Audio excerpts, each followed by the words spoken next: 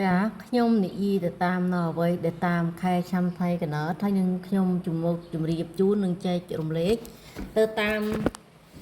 អ្វីដែលបងប្អូនទាំងអស់គ្នាតែងតាមដានខ្ញុំហើយក៏មានការប្រុងប្រយ័ត្ននេះគិនតែជាការចែករំលែកហើយក៏ជាសារដាស់តឿនតែប៉ុណ្ណោះធម្មតាមនុស្សយើងម្នាក់តែងតែជប់ទុកហើយក៏មិនអាចកិច្ចផុតពីសេចក្តីស្លាប់បានដែរប៉ុន្តែសូមឲ្យយើងស្លាប់ទៅតាមកាលរបស់យើងដឹងមុននៅហេតុការណ៍របស់យើងដែលយើងតែងតែជួបជាមួយនឹងខែថ្ងៃឆ្នាំជាពិសេសជាងគេប្រចាំថ្ងៃគឺម៉ោងដូច្នេះការចែករំលែកមួយនេះខ្ញុំចង់បានត្រឹមតែមើលឃើញបងប្អូនយល់ដឹងពីជំនឿឲ្យបានត្រឹមត្រូវកុំឲ្យប្រកាន់មើលជាមួយនឹងដូនតាប្រកាន់ថាដូនតាយើងចេះតែអាក្រក់ដោយសារការដែលគេចោទប្រកាន់ថាដូនតារបស់យើងធ្វើបែបនេះធ្វើបែបនោះទៀតដែលយើងអត់បានដឹងរួមទាំងការកាន់ក្របបារមីដល់ពេលយើងកាន់ក្របពាក្យថាបារមីយើងមិនដឹងពីបារមីបានត្រឹមត្រូវបានពិតប្រាកដយកជាយើងធ្វើតាមទៅនៅពេលដែលយើងធ្វើឲ្យមានការបង្ខាត់យើងមិនទៅបន្ទោសគ្រូយើងបែរជាបន្ទោសបារមីពលឹងដូនតារបស់យើងទៅវិញនឹងហើយវាជាទោសនៃការជឿជំនឿដ៏អត់ហេតុផលដូច្នេះការមកចែករំលែករបស់ខ្ញុំតែងតែបញ្យល់នឹងណែនាំបងប្អូនទាំងអស់គ្នាឲ្យបានយល់ពីជំនឿហើយក៏ពិចារណាទៅពោះជំនឿនេះយើងជឿអត់ចេះខុសឲ្យប៉ុន្តែតែជឿឲ្យដល់ឲ្យផ្លូវត្រូវជឿឲ្យជាក់ជឿឲ្យច្បាស់ជឿឲ្យតាមដានមើលឲ្យបានច្រើនដងបំផុតមុននឹងយើងសម្រេចចិត្តថានឹងធ្វើអ្វីមួយហើយឲ្យបានដឹងខ្លះដែរពីជាមួយនឹងយើងជាមនុស្សម្នាក់ដែលមានអ្នកណាប្រាប់ថាយើងគឺជាអ្នកដែលមានបារមីត្រូវគុំគ្រងក៏ប៉ុន្តែថាបើសិនជាយើង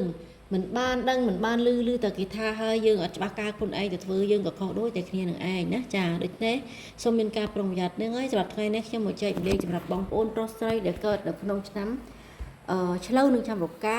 ាសម្រាប់ខែ6ណាចាខ្ញុំជម្រាបជូននៅក្នុងខែ6សម្រាប់ឆ្នាំដែលត្រូវបើកមុខរបរចំនួនជួញប្រេផ្សំជាមួយនឹងខែផងដែរបើសិនជាបងប្អូនប្រុសស្រីនៅក្នុងឆ្នាំរកា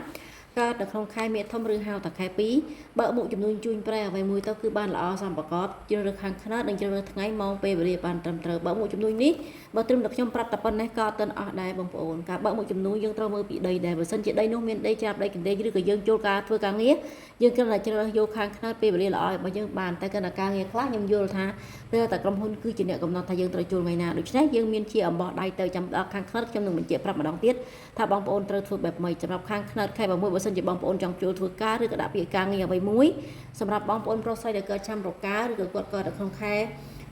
មាធំដូចខ្ញុំជម្រាបជូនខាងដើមចាហើយថ្ងៃដែលកើតបើសិនជាបងប្អូនប្រុសស្រីកើតនៅក្នុងថ្ងៃអាទិត្យបងប្អូនប្រុសស្រីអាចដាក់ពាក្យថ្ងៃច័ន្ទចាម៉ោងដែលបានដាក់សម្ប្រកបល្អជ្រើសរើសជាមួយនឹងម៉ោងពេលវេលាល្អសម្រាប់ឆ្នាំ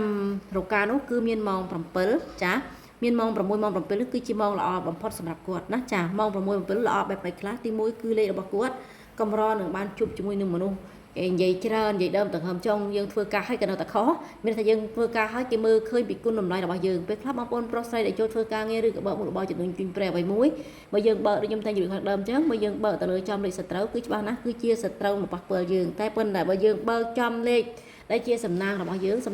ងក៏នឹងមានល្អប្រសើរទៅថ្ងៃខាងមុខដូចនេះឯងដូច្នេះខ្ញុំចង់ជម្រាបជូនទៅបងប្អូនប្រុសស្រីទាំងអស់គ្នាថាជំនឿនេះគឺជាយើងចេញពីខ្លួនឯងចានឹងហើយដូច្នេះហើយដល់ពេលដែលយើងថាខែ6យើងរើសដាក់ការងារបានហើយយើងចូលធ្វើការមិនថាដូចឬថ្នាក់ឲ្យតែយើងបានដាក់ពាក្យថាការងារឲ្យតែយើងបានថាបើកមុខរបរណាចានឹងហើយ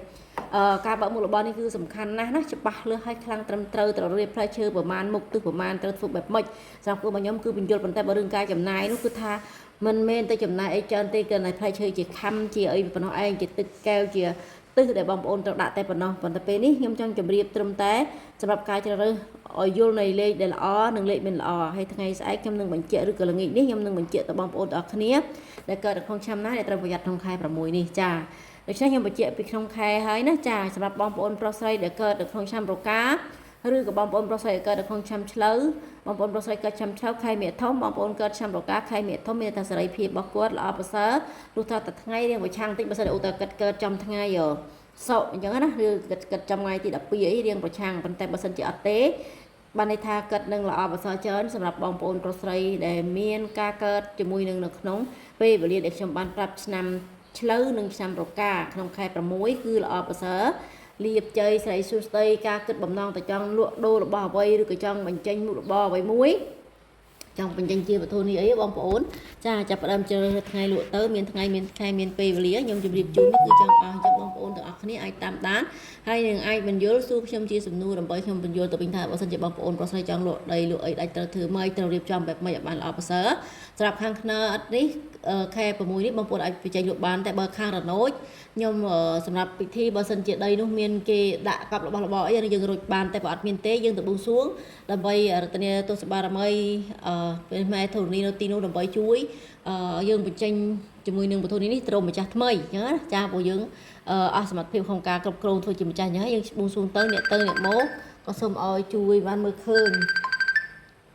ឲ្យបានសមអំណងប្រាថ្នានៅអ្វីដែលយើងចង់បានជាមួយនឹងការបញ្ចេញព្រះធរណីបងប្អូនចាហ្នឹងហើយមួយទៀតតេតងជាមួយនឹងការយើងបើកមុខរបរតេតងជាមួយនឹងការទិញរបស់របរអ្វីមួយចាទិញរបស់មួយជាត្រឹបដើម្បីឲ្យជាត្រឹបដើម្បីឲ្យបានរបស់នោះបើថាយើងចង់បញ្ចេញទៅវិញក៏ដោយណាចាយើងជ្រើសរើសនៃការទិញគឺយើងជ្រើសរើសពេលវេលានេះគឺល្អស័ក្តិសមបំផុតសម្រាប់ខែ6មិនថាទិញជាកង់ម៉ូតូក្រូឡានអីក៏ដោយណាសម្រាប់ឆ្នាំរកានិងខែឆ្នាំឆ្លូវនេះគឺយើងទិញនៅក្នុងខែ6ហើយជ្រើសរើសថ្ងៃបានត្រឹមត្រូវបើមិនយល់អាច comment សួរបានទៅបញ្ជាក់ថាថ្ងៃចង់ទិញនេះចង់ទិញនោះហើយការទិញនេះខ្ញុំបញ្ជាក់បងប្អូនកុំទិញរបស់របរយកទៅសែនព្រេនលើក្បាលឡានណាបើសិនជាឧទាហរណ៍ថាយើងទិញឡានទិញអីយ៉ាងណាចាំម៉ូតូអីក៏ដោយយើងអាចសែនដាក់បានខាងមុខប៉ុន្តែកុំដាក់ទៅលើក្បាលឡានឯសោះមូលហេតុត្រង់ថាយើងគ្រឿងដែកបើយើងសែនបើយើងផ្លិចតែម្ដងវាអាចកាច់វាទាញវាមានផលរំខានហើយដូច្នេះសម្រាប់ខ្ញុំតែចែករំលែករយៈពេល20ឆ្នាំមិនបានចែករំលែកក្នុងបណ្ដាញសង្គមប៉ុន្តែបងប្អូនប្រុសស្រីមកជួបខ្ញុំជាហូខែនៅផ្ទះសំបែងពីមួយថ្ងៃរហូតដល់ឥឡូវគឺគាត់នៅតែកាន់ក្របខ្ញុំរហូតកាន់ក្របព្រះអង្គដែលខ្ញុំកាន់ក្របរហូតបន្តចាជាស្រ័យដូច្នេះហើយខ្ញុំចង់បញ្ជាក់បងប្អូនថាជំនឿនេះគឺយើងជឿឲ្យបានស្វែងយល់ឲ្យបានត្រឹមត្រូវសិនណានឹងហើយចាដូច្នេះសម្រាប់បងប្អូនប្រុសស្រីដែលមិនយល់អាច comment សួរបាននឹងហើយអរគុណច្រើនសម្រាប់ការ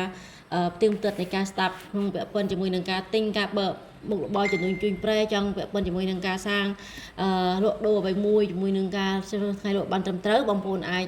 សួរបានខ្ញុំនឹងពន្យល់មិនថាតាមបណ្ដាញសង្គមមូលហេតុត្រង់ថាការឆ្លើយរបស់ខ្ញុំជំរាបរបស់ខ្ញុំនេះបើកាន់រងចាំបន្តិចបើសិនជាសួរប៉ុន្តែខ្ញុំចេញចែកលេខនេះគ្រាន់តែឲ្យបងប្អូនរៀនយល់ជាមួយនឹងជំនឿឲ្យបានត្រឹមត្រូវដែលលេខចេញពីខ្លួនឯងតែប៉ុណ្ណោះណាចាអរគុណ